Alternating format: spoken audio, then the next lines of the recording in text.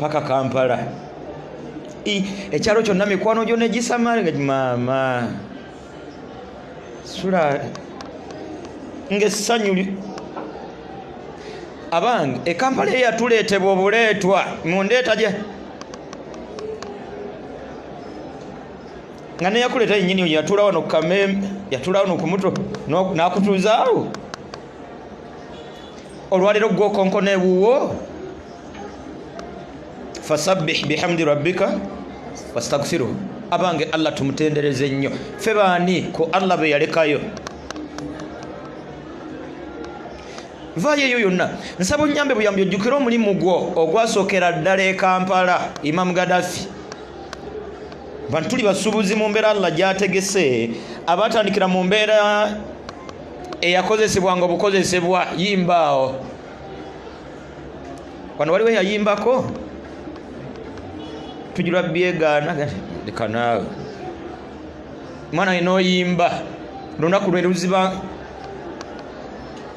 abayi eyayimbanga leero bw'abanga yayina abayimba fasabbih bihamdi rabbika wastaghfiruhu Allah tumwebaze wakati mu kumutendereza Musa alayhi salam wakati mu kuba toki ku Allah byajjanga mukolera yatuka ekiseera n'abuuza Allah Musa abuuza Allah nti ya rabbi Allah w'ekitiibwa kaifa ashkuruka bwe mba wakwebaza nkole ki n'amugamba Allah jalla jalaaluhu nti ya Musa owange Musa idha dhakartani kasito neekwata ku kuntendereza faqad shakartani ojja kuba neebaza wa idha nasitani kasito ebyokuntendereza n'obisuula omuguluka faqad kafartani ojja kafuwala buli lwe twogeranga ku kwogera ku Allah ku kutendereza Allah ku kujjukira Allah bikulemberwa Qur'an abasinga gye tutamanyi kusoma Qur'an abasinga gye tubuliddwa obudde obugitunulamu kyannaku omuntu afuna akadde k'omupiira dakiika 9 nga mani sibe bagiyita esambaase no dakiika si 9 ekyo si ssaawa namba n'okusoba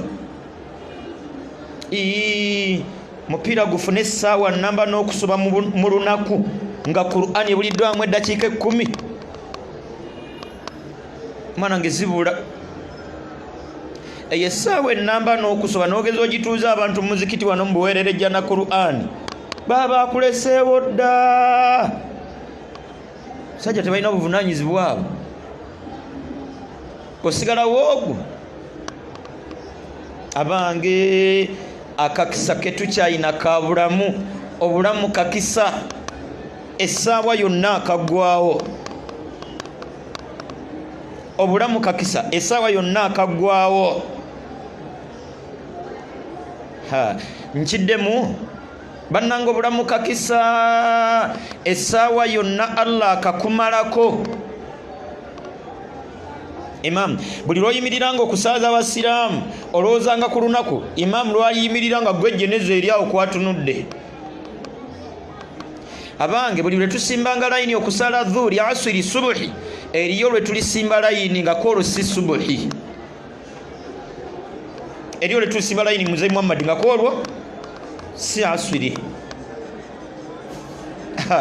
oba wali osisemu akaddeko okusoma obubaka nga koolwo bagenda kusoma obubaka bw'abasuubuzi banne fe abasuubuzi boku tutuusa okusaasira kwaffe eri ab'eŋŋanda n'emikwano ab'omugenzi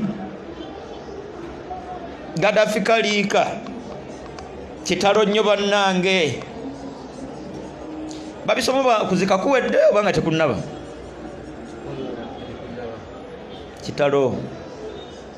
kitalo katufune obubaka okuva eri ab'effamire abaleeta Bashir Gaddafi si yabayagize bannange twebaza bwenna abawulidde omulanga ne twebaza abasawo tusaba Allah yabaleese tusaba Allah yabalese mu abazzeeyo y'omugenzi asigaddewa mu kabbuli. Kankwegayirire nga bwe negayirira omutima gwange, nkwegayiridde bwe wabangawo akakisa keera kabbiri ozisaalanga. Bwe baziinanga Imamu Gaddafi bakasitoma bagambe kanzije nga bosobola baga nti ng'ogende mu manju tobagamba ne wano bagambe kanzije wandisoose kummaliza nti kanzije ng'ensonga zo gwozimanyi. Ekisooka kwebaza Allah, kyakubiri kabuliyo. Kati bano bannyini bano basooka omumalirizi be bagenda okukayanira ebitiiyo baveeko. Bannange swala eyimirirewo ate mu budde. Bw'obanga muno omutalo tolinanga kugamba guweeyo. Qur'ani eno nsaba Allah agituwe ya Rabbi. Qur'ani mbulamu bwaffe beeremu. Teriimu Imamu, teriimu abaye Qur'ani bweteba mugoloza emirembe giyinza okubaamu. Wekube mutima nekube mutima. Qur'ani eddembulamu bwo mirembe gijja kuba gikomyewo, gijja kuba gizze. Ketebe mutegirimu nga Allah atwagadde. Allah atwagadde, atwadde akakisa ennaku z'omwezi olwaleero ziri 3 mwezi gwa 7 guyitibwa Rajabu mwaka gwa 18 nabbi ali mu ttaka sallallahu alaihi wasallam ne basahaba be bonna bali mu ttaka. Gwani akwadde akakisa Allah osaleyo zonna bosobodde okusaala. Akwadde akakisa Allah osibe mande Allah jana bakusinkanyizaawo. Akwadde akakisa Allah tuneko mu Qur'ani. Imamu Faruku taliiwo. Imamu Faruku yali mukwano gwange. Imamu Faruku taliiwo. Mwaka gwa kumeka guno oba atwala gwa kusatu. Atwala gwa kusatu ngali luddawa yali musubuzi munnaffe. Wallahi ekiseera bwe kiriba nga Abdul Shakur taliiwo batuka nti tawezeze emyezi 6 kati. Emyezi 6 ngali luddawa mu ttaka. Senta mu 2012 senta mu 2012 guno guba gwakomeko olwo atwalwa gw'omunaana. Allahu akbar. Amini 2-3 olwo atwalwa gwakomeka. Bahosni Mubarak essaawa yonna baliyingira bakyebuzaabuza bakyebalankanya n'essaawa yonna embeera bwerifaanana. Kampala ono ng'oyise ku nguudo okwo ku street okwo toyinza kusuubira nti waliwo eyafudde olwaleero. Bw'oyinza ogaa nti Imamu Faruku taliiwo oba Sebaana taliiwo oba Muhanji taliiwo oba Nyakairima taliiwo. Abange Kampala oyo bwe bali mutambula si yekka n'awakaawe wiiki egenda kubeera egi enseko zibuutikirewo wonna nga tebakyajjukira nti toliiwo, nga buli kimu Allah yakizza dda mu nteeko. Golooza ne mu kabbuli gy'oliiba buli kimu kiriba mu nteeko nga tewabirowoozaako. Kati akwaddeyo akadde Allah otereeze bye weetaaga okutereeza, omwetondere ku biso bye. Ffe mwana wange tuli ku duniya tugoba, duniya gigobe empola essaawa neekumira. Duniya gigobe empola essaawa neekumira. Aya ziringa 2 katuzitunuulye mu dakiika ezisigaddeyo. Tulabye nnyo kubulwa obudde bwa Qur'an. Bwe tutaabuulirwe mutonzi waffe Allah olubuulirira lwe Qur'an, bwe tutaalutunulemu ani agenda okubuulirira? Abdul Shakur nnyoko bwakulemu ani agenda okutuuza? Baga nti oyo mwana nnyina yamulemwa, gwe ng'omuga nti jangu tuula wano ati va wano. Bw'aba nnyoko yakulemwa nkyala gw'ogenda okuwasa nnyina yamulemwa, oyo oba okyamuwasiza? Abange bwe tutaabulirize lubuulirira lwa mutonzi wo, lwa mutonzi wange atuyimiririddewo mu mbeera zonna, eyatuleeta mu nsi, atulabiridde ebbanga lyonna. Bw'otowuliriza oyo mu nsi ogenda kuwuliriza ani? tumuwuliriza tutya? Na Qur'an. Kuwuliriza Qur'an, kusoma Qur'an na kwebanja kutegeera bubaka bugirimu. Mu suratul Kahfi aya 32 Allah gati wadrib lahum mathalan, abantu bakubira ekyokulaba mathala rajulaini ja'alna li ahadihima jannatayn min a'nabin wa hafafnahuma binakhlin wa ja'alna bainahuma zar'a. Abantu bawe ekyokulabirako ekyabasajja babiri, Allah be yagaggawaza omukubo nga Allah mugaggawaza ayisiza mu bulimi. Soke tuyigemu abanga ani agaggawaza? Allah. Government tegaggawaza, ani agaggawaza? Allah. Okusoma ennyo tekugaggawaza, ani agaggawaza? Allah. Kale singa ozzeeyo n'otuuza abaana bo Imam Gaddafi ne bategeera ani agaggawaza, ne bakusabira naawe akugaggawaze nga bamutegedde bamugambireko nti nga Allah ow'ekitiibwa bw'ogaggawaza abasigadde tusaba ne taata naye mugaggawaze. Tukakasizza nti Allah gwe mugaggawaza, abasigadde bonna beeyita byeyite, ebya bonna bagaggawale. Kwogera bwogezi tekisoboka. Si nteekateeka yaani? Si nteekateeka ya Allah bonna bagaggawale. Yamanyi baani baanagaggawaza, baani anabagaggawaza makubo ki? Yamanyi. Allah era yagaggawazaako omusajja n'amusitulira nno ddala mukabalagala. Musajja aliweekawo empeeyo oba wamuwulirako kabalagala. Nyina haji mukwano gwange muwinoomo ye Allah bugagga buyisiriza mu mirawo, mirawo bumasu mirawo buki bumasu bisotta. Nsaba Allah muwemu ekisinga obulungi. Musajja munywevu, nsaba Allah bumukuumira obunywevu. Naffe Allah atugaggawaza olugaggaza olunda atunywereza ku ddiini. Allah muzimbisiza emizikiti egiwera. Salira nnyo oba ku ttakuwa oba ku basalafu. Mirawo ani mugaggawaza? Allah. Nabwetyo Allah bino abikoze agaggawaza basazeewo gaggawaza mu mbeera gyasazeewo bagaggawalizaamu nga kyakuyiga gye tuli. Ekisooka tumutendereze nnyo Allah. Abantu wano ku kizimbe kwe tuli kino ekya Skylight waliwo Allah gwe yakaleeta emyaka nga 6 emabega najja musitula olusitula olusinza abamazeeko emyaka 15 okukakana nga abaamuleeta be bamuyita muzeeyi. Imam Gaddafi wakirabako ekyo? Gwe waleeta abamubuuza baga nti muzeeyi taliiwo. Njogera ku bye nalinda byeko kubiri awo mu mbaawo mu bitanda biki ebyo. Banga sidde ne waliwo ko muvubuka musubuzi wa mbaawo ngazisubula Allah ngakkiriza nga kasente kajja loole kuloole bwazitunda bwe zigwa bwaddayo nga nfunayo agenda mukyala nno naye akavubuka kanamubeerera nga ku mbaawo wano bana banga agenza okuleeta nga kabeerabeera waawo ng'ono bwagenza okuleeta ng'aleeta bwe katunda bwe ka wayita ebbanga nno ddene liryawo embaawo omusajja tungera olwegudde endala ba forest bagikutta balabako kukakanange ono gwe baleeta obusente bwe bamusasulanga nga bwaterekatereka abajjizaayo busaidi boodi abajjizaayo obujjijji babuguzeeguze saidi boodi abadde n'emu atadde abajjizaayo 2 ziwezeewo 4 okukakana nga tali mu dduuka lya saidi boodi okumagamaga yamuleeta amutundire ku mbaawo ng'alabikako. Mwaka oba gugenda kuwera yagenda n'amunonayo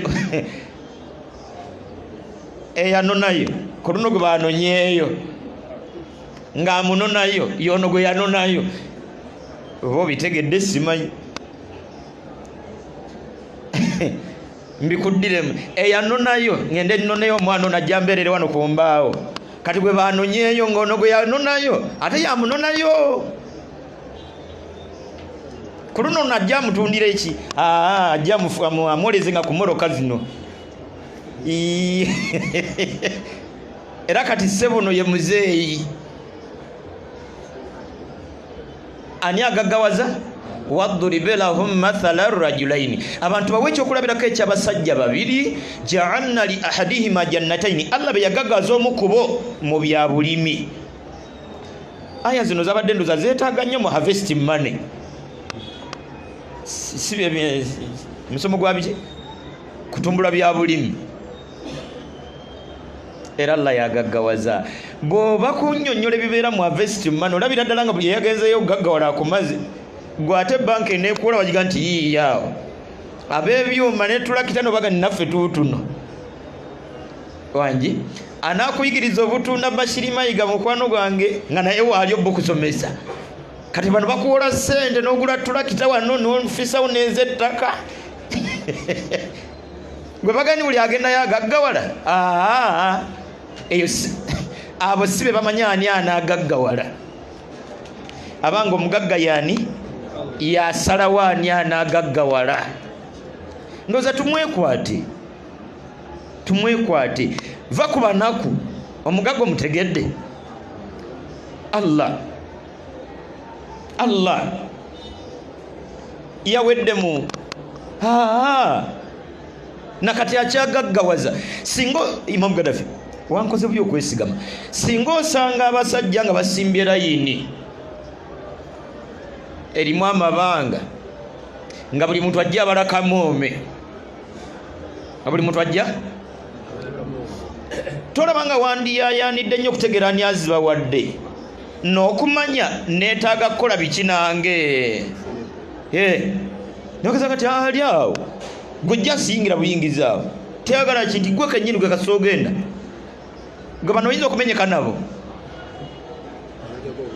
bano oyitako buyisi newefubitika ekiyumba nga nange mbadde nzize nga bwogize bali nange ekyo Allah kyakwagaza Imam Gaddafi genda kumusawo nga nti Allah nga bwe ndaba Khamis Kigondo ali kuwamba nange mbadde nzize fate tugenze wa Khamis tolanga wensobi yaffe gwe baveeko abo bukubirire edduka ebyo Qur'ani eno tusubiddwa amawulire tusubiddwa obubaka obuva eri ani ndaba bwe tufuna obudde bwa firimu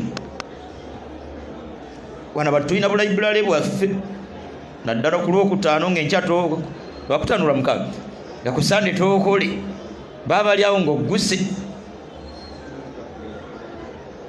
baba ali awo awala ibula n'obuuza nti kapyakyo nga nti ate nze tommanyi nga nti antera kukumanya songa lwaki nzizi olowooza mpise kuba meka nga ddala waliwo omukoleya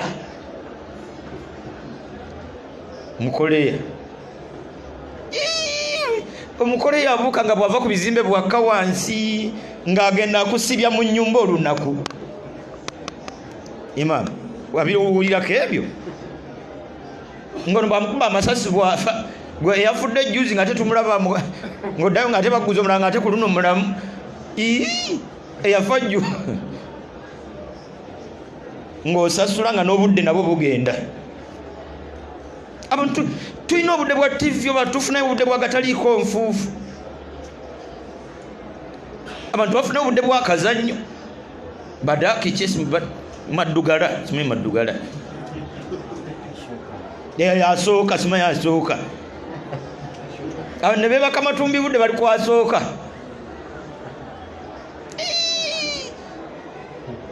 saballa atusonyiwe abange tulina obubaka obuva eri Allah tabaraka wa taala bwe tunabuwa obudde bwe tunabusaako ebirowoozo ennaku yonna ewonye mutagira kuddamu kumenyeka nabanaku banne ng'ategedde omugagga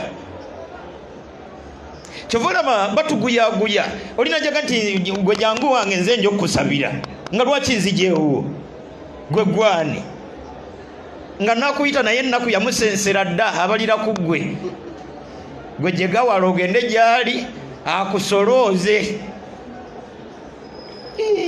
nyina bensaasira batuke ne babayita ndiga byonna ebiri mu kanisa nga biriga ng'omuntu ali mwogo n'enkya ne bikomawo ngoma kigambo kibadde kigenda kunsimattuka ng'ompita ekiriga wakati mu kunsokoola nga nenkya ya rabbi lakal hamd nenkera okuba ekikalu nga netaayo ossaako nga nekkooti ossaako kiriga nga kikunnumba paka wa musumba ng'asokoola kyapa kisoma manya ga musumba ne rediyo manya ne TV manya ga okontodde abange zuukuka tebakubba baavu banno gende eri omugaga Allah tabaraka wa taala wadribe lahum bawe ekyokulabirako kyabasajja omu kubo ensanvu Imam Gaddafi bituufu ebyo wakire ekinaana nakuzinga kikaaki coronavirus wama ya'lamu junuda rabbika illa hu je Allah gayina okujjako ye asobola okuwendula akawuka koto